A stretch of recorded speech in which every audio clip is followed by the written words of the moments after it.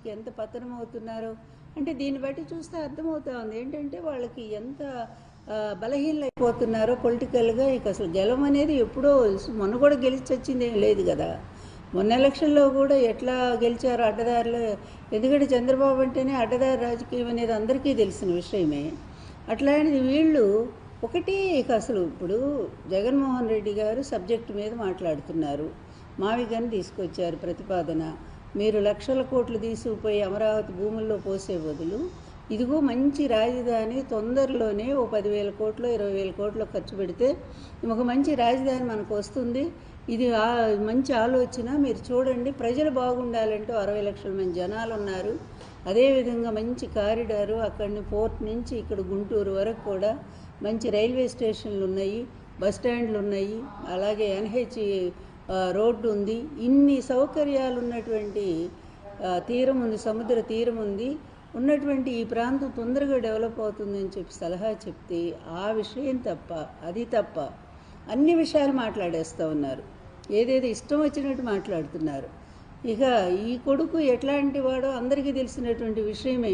అలాంటి ఓ పనికిమాలాన్ని తీసుకొచ్చి ముఖ్యమంత్రిని చేయటం కోసం ఆయన ప్రమోట్ చేసుకునే పనిలో భాగంగా పిచ్చి పిచ్చి పనులన్నీ కూడా చంద్రబాబు చేస్తున్నాడు, అతని కొడుకు కూడా చేస్తున్నాడు. అసలు పిచ్చి పనుల్లో కల్లా పిచ్చి పని ఏంటంటే మొన్న విజయమ్మ గారికి పుట్టినరోజు ఆయన శుభాకాంక్షలు పంపటం ఏంటి అసలు ఇది? ముందు నీ కుటుంబం ఏంటో చెప్పయ్యా లోకేష్. నువ్వెంత, నీది ఏమిటి అసలు? జగన్ ముందు నీ స్థాయి ఎంత ఒక్కసారైనా నువ్వు ఆలోచించావా? జగన్ ఎక్కడ ఒంటరిగా ఒంటి చేత్తో నిలబడి కష్టాలను ఎదిరించి మీ బాబు ఆయన జైలు పంపిస్తే 16 నెలలు మౌనంగా భరించి బయటకు వచ్చి మళ్ళా ప్రజల్లోకి వెళ్ళి ప్రజాభిమానంతో ఒంటిగా గెలుచుకున్నటువంటి జగన్మోహన్ రెడ్డి ఎక్కడ?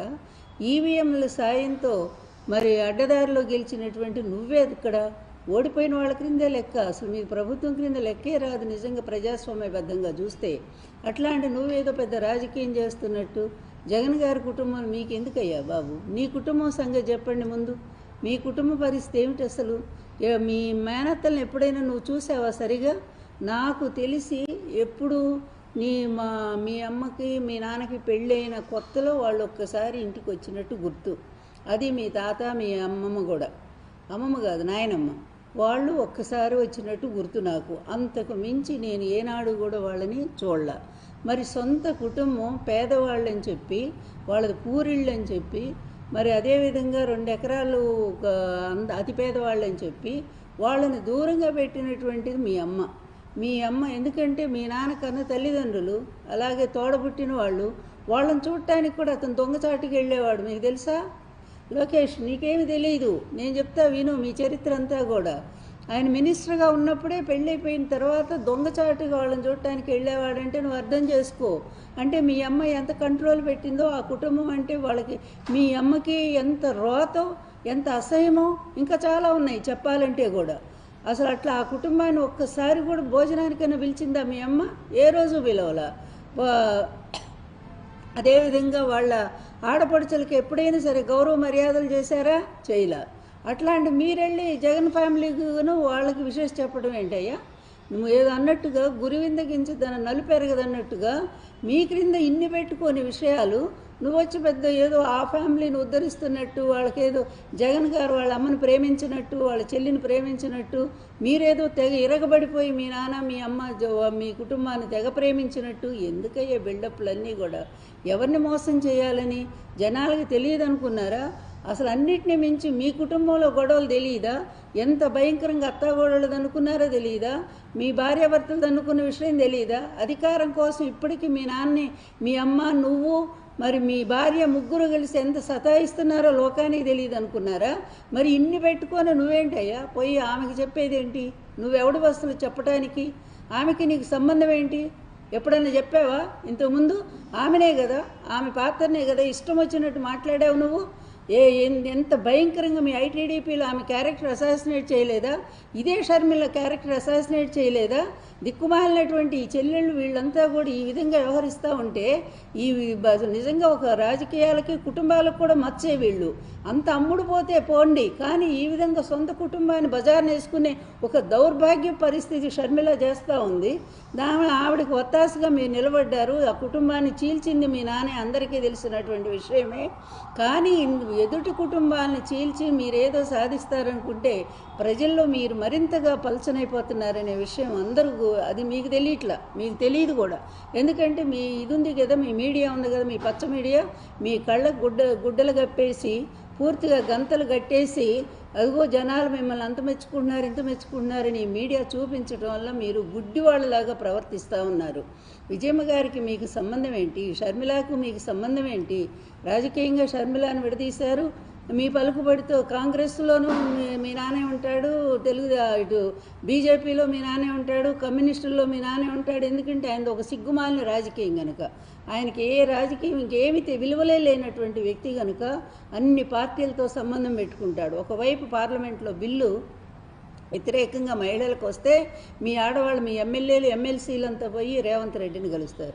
ఎవరు ఎగనెస్ట్గా బిల్లుకు వ్యతిరేకంగా చేశారో వాళ్ళతో పోయి చేయగలుగుతారు. ఏమిటిది? ఇదా మీ దరిద్రపు రాజకీయం? ఇంత విలువలు లేనటువంటి నీచ రాజకీయాన్ని చేస్తే మీరు ఏదో జగన్మోహన్ రెడ్డి గారు కుటుంబంలో చిచ్చు పెట్టాలని చేసి చిచ్చు పెట్టారు కూడా. మీరు అన్నా చెల్లెళ్ళని విడదీసిందే మీరు.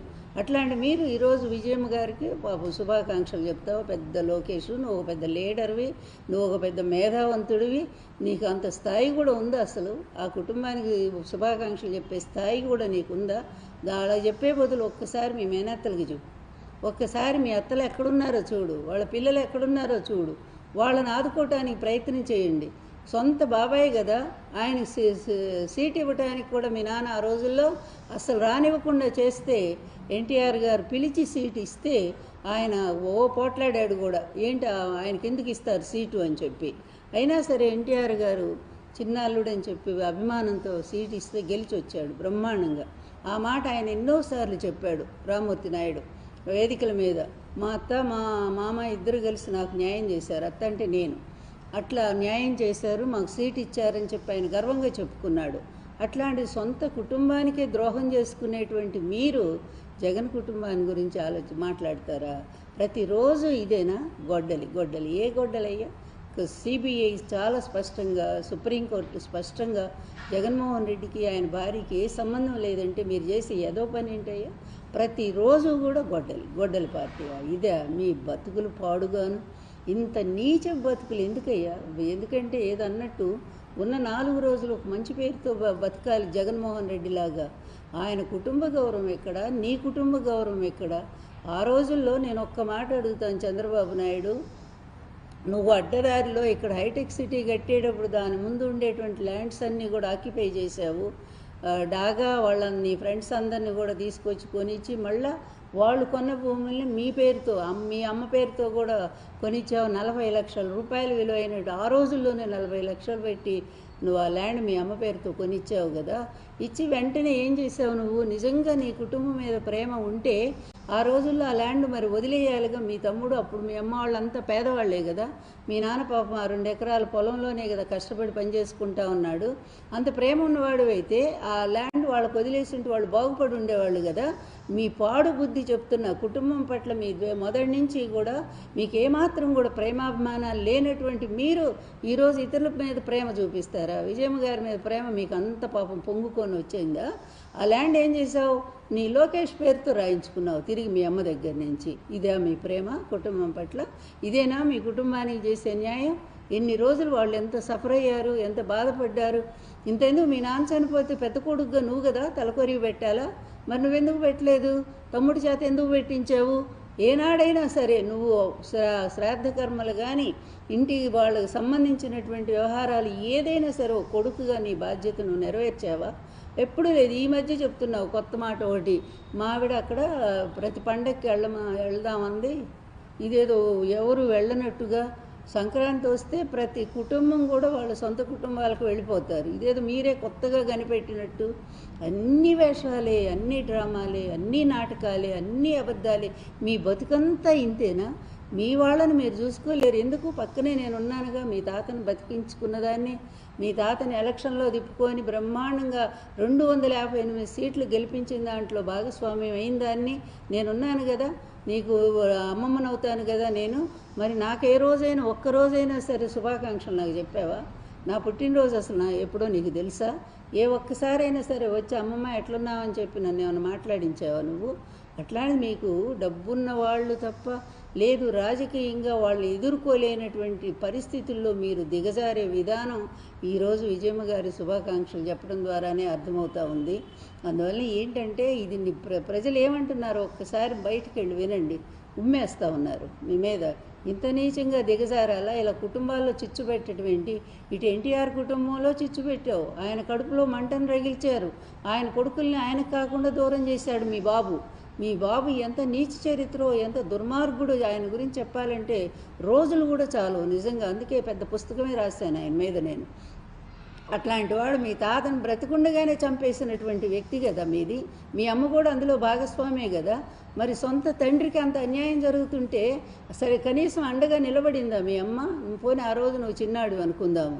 మీ అమ్మ మీ నాన్న అంత ద్రోహం చేసి ఆయన వెన్నుపోటు పొడిచి ఆయన ప్రాణాలు తీస్తూ ఉంటే, ఆయన మీద చెప్పులేసి అవమానం చేస్తూ ఉంటే మీ అమ్మ ఒక్కరోజైనా ఇది తప్పని మాట్లాడిందా? ఎప్పుడైనా సరే బయటకు వచ్చి ఒక ప్రెస్ మీట్ పెట్టి మా నాన్నకి చేసింది అన్యాయం, ద్రోహం అని ఒక్క మాట మీ అమ్మ మాట్లాడిందా? ఏం కూతురయ్యా మరి మీ అమ్మ? ఏం విలువలు ఉన్నటువంటి మనిషి? మీ అమ్మకి విలువలు లేవు, మీ నాన్నకి అంతకంటే విలువలు లేవు. అట్లాంటి కుటుంబంలో పుట్టినవాడి నీకేం విలువలు ఉంటాయని మేము ఆశించాలా? నీ నుంచి అంతకంటే మేమేం ఆశిస్తాము? ఈరోజు వచ్చి పెద్ద ఏదో మగాళ్ళలాగా ఇతరుల కుటుంబాల్లో పాపం జోక్యం చేసుకొని వాళ్ళ కుటుంబాల్లో పోవటమే తప్పు. ఎందుకంటే ఇతరుల ఇళ్లలో ఏదో పందికొక్కుల్లో ఎలుకలో ఇవి దూరుతూ ఉంటాయి అన్నమాట. అట్లా ఇతరుల ఇళ్లలో పోవటం అంటే వాళ్ళతో సమానమే అనుకోవాలా ఇక. అట్లాంటి స్థాయిలో నీచమైనటువంటి రాజకీయాలు చేసేటువంటి ముందు మీ కుటుంబం ఏంటో, మీ చరిత్ర ఏంటో, మీ బాబు చరిత్ర ఏంటో, మీ అమ్మ చరిత్ర ఏంటో, అదేవిధంగా మీ సొంత తాత వాళ్లే కదా. మీ తాత అమ్మ వాళ్ళకి ఏమి న్యాయం జరిగిందో, నారావారి కుటుంబానికి ఏమి న్యాయం చేశారో ఇవన్నీ కూడా బయట పెడదాం. మరి మాట్లాడదాం రండి ఒకసారి. ఈరోజు వచ్చి బాబు జగన్మోహన్ రెడ్డి తల్లిని చూడలేదు, చెల్లించు, ఇదేనా మీ స్లోగను? రాష్ట్రంలో మొత్తం కూడా 2 కోట్ల మంది మహిళలకు న్యాయం చేసిన వ్యక్తి జగన్మోహన్ రెడ్డి తెలుసా? ప్రతి పేద మహిళ కూడా మా అన్న అనుకున్నారు, మా తమ్ముడు అనుకున్నారు, మా కొడుకు అనుకున్నారు. ఇంటికి వెళ్ళి వాళ్ళకి పెన్షన్లు అందించినటువంటి వ్యక్తి జగన్మోహన్ రెడ్డి. అమ్మఒడి ద్వారా లక్షల మంది పేద పిల్లల్ని బడికి పంపించిన వ్యక్తి జగన్మోహన్ రెడ్డి. చేయూత, ఆసరా పథకాల ద్వారా ఎంతోమంది ఆడపడుచులకు ఉపాధి కల్పించిన వ్యక్తి జగన్మోహన్ రెడ్డి. 35 లక్షల ఇళ్ల స్థలాలు ఇచ్చి అందులో దాదాపుగా 10 లక్షల 15 లక్షల వరకు ఇళ్ళు కూడా కట్టించి ఇచ్చినటువంటి వ్యక్తి, అది కూడా ఆడవాళ్ల పేరుతో ఇచ్చిన వ్యక్తి జగన్మోహన్ రెడ్డి. తర్వాత ప్రతి దాంట్లో కూడా 60% పైగా ఆడవాళ్ళకే మరి నామినేటెడ్ పోస్టులు కానివ్వండి అన్నిట్లో కూడా అవకాశం కల్పించిన వ్యక్తి Jaganmohan Reddy. Deputy CM first ఒక మహిళకి ఇచ్చినటువంటి వ్యక్తి జగన్మోహన్ రెడ్డి. అసలు మహిళలకి ఈ విధంగా ఎన్టీఆర్ గారు తర్వాత వైఎస్ రాజశేఖర రెడ్డి డ్వాక్రా రుణమాఫీ చేసింది జగన్మోహన్ రెడ్డి. ఇంతగా మహిళలకు అవకాశం అందించి వాళ్ళ జీవితాలను నిలబెట్టిన మహానుభావుడైన ఆడవాళ్ళంతా దేవుళ్ళ కొలుచుకుంటుంటే మీరెక్కడ తగులబడ్డారే బాబు? రాహుకేతువుల్లాగా ఈ రాష్ట్రంలోకి అడ్డదారిలో వచ్చే రాహుకేతువులు అంతే కదా, అడ్డదారిలో వచ్చి అమృతంగా చేసుకుపోతారు అప్పుడు దేవదాన యుద్ధం అప్పుడు. అలాంటి మీరు కూడా అట్లాగే రాహుకేతువులే, మీ తండ్రి కొడుకులు ఇద్దరు అట్లా ప్రవేశించారు, అడ్డదారులు ఈవీఎంలను మోసం చేశారు, వచ్చారు, లోపలికి వచ్చారు. ఈరోజు రాష్ట్ర ప్రజలను సర్వనాశనం చేసి పడేస్తున్నారు. ఇలా కుటుంబాల్లో చిచ్చు పెడతా ఉన్నారు. అటు ఎన్టీఆర్ కుటుంబంలో పెట్టారు, ఎన్టీఆర్ని చంపేశారు. ఈరోజు జగన్ గారి కుటుంబంలో కూడా జొరబడ్డారు, వాళ్ళకు తగులు పెట్టడానికి ప్రయత్నం చేస్తున్నారు. ఎప్పుడు కూడా ఒక్కటే గుర్తుంచుకోండి, blood is thicker than water అని. ఎప్పుడు కూడా రక్త సంబంధాలను ఎవరూ చెరపలేరు. తాత్కాలికంగా ఉంటే ఉండొచ్చు కానీ మళ్ళీ ఆ తల్లి కొడుకులే ఏకమవుతారు, ఆ అన్నా చెల్లెళ్ళే ఏకమవుతారు తప్ప అప్పుడు అందరూ కలిసి మీ ముఖాన్ని ఏం వేస్తారంటే అది కూడా నేను చెప్పలేను. అంత అసహించుకుంటారు మిమ్మల్ని. అందువల్ల ఇట్లాంటి నీచమైన రాజకీయాలు దీనివల్ల నువ్వేదో గొప్ప లీడర్గా అవుతావని చెప్పి అనుకోవద్దు లోకేష్. నువ్వు ఇంకా దిగజారిపోయావని అర్థమవుతా ఉంది. ఎప్పుడైతే ఒక మంచి లీడర్ ఎలా ఉంటాడంటే జగన్మోహన్ రెడ్డి లాగా ఉండాలి, ప్రజల్లో నుంచి రావాలి తప్ప ఎప్పుడూ అడ్డదారి మీ నాన్నలాగానే వస్తే నిన్నెవరు లీడర్ ఇప్పటివరకు నీ పార్టీ అయినా గుర్తిస్తూ ఉందా? ఏదో నీ చేత పనులు చేయించుకోనుకునే నలుగురు తప్ప ప్రజలు ఎవరైనా సరే లోకేష్ మా ముఖ్యమంత్రి అని చెప్పి ప్రజలు ఎవరైనా ఒక్కళ్ళు అనుకోగలుగుతున్నారా? లేనప్పుడు నీ స్థానం ఎంతో నువ్వు ఆలోచించుకో. ప్రజల్లో నువ్వెంత, నీ బతుకెంతయ్యా? అసలు నీ స్థాయి ఏంటో చెప్పు. ఒక్కసారి ఒక్క సబ్జెక్ట్ నువ్వు మాట్లాడగలవు, ఒక్క అరగంట మాట్లాడు, ఒక్క సబ్జెక్టు. అలాగే అడ్మినిస్ట్రేషన్కి సంబంధించి దేని మీదైనా సరే నీకు అవగాహన ఉందా? ప్రజా సమస్యల మీద అవగాహన ఉందా? ఏమీ తెలియనాడు ముఖ్యమంత్రి పోస్టు కోసం మాత్రం ఎగబడుతూ ఉంటావా? దానికోసం ఇతరుల కుటుంబాల్లో చిచ్చు పెడతా ఉంటారా మీ ఇద్దరు కలిసి? ఈ చిచ్చు పెట్టినంత మాత్రం చేత వాళ్ళు ఏదో పాపం అంతా ఇదైపోతారు, వాళ్ళు ఇక నిర్వీర్యం అయిపోతారు, రాజకీయాలకు ఇక ఉండరు అని అనుకునే భ్రమలో బతుకుతున్నారా మీ తండ్రి కొడుకులు ఇద్దరు కూడా? అట్లా ఎంతకంతకు మీరెంతగా అతని కుటుంబం మీద దాడి చేస్తూ ఉన్నారో అతను అంతగా ఎదుగుతూనే ఉన్నాడు. వామనుడు త్రివిక్రముడైనట్టుగా ఆయన ఇంకా ఇంకా ఎదుగుతూనే ఉన్నాడు. రోజు రోజుకి ప్రజాభిమానం పొందుతున్నాడు. ఎందుకంటే అతను లీడర్ కనుకనే అతను ప్రజా సంక్షేమం మీదే దృష్టి పెట్టి పేద ప్రజలకు ఒక దేవుళ్లాగా నిలబడ్డ వ్యక్తి కనుకనే అతను ఎప్పుడూ అలాగే ఉంటాడు ప్రజల హృదయాల్లో. మీరు చేసే ఈ చౌకబారు రాజకీయాలు ఎప్పుడైనా సరే జగన్మోహన్ రెడ్డి గారు మీ కుటుంబం గురించి మాట్లాడా? ఒక్కసారన్నా మహిళల గురించి హీనంగా మీలాగా మాట్లాడా? మీ దరిద్రపు ఛానల్స్ అన్నిటిని పెట్టుకొని మహిళల్నే వేధిస్తూ క్యారెక్టర్ అసాసినేట్ చేస్తూ బ్రతుకుతున్నటువంటి మీ బతుకులు ఎంతయ్యా? దరిద్ర బ్రతుకులు. నిజంగా కూడా అసహ్యం వేస్తూ ఉంది మిమ్మల్ని. ఎట్లాంటి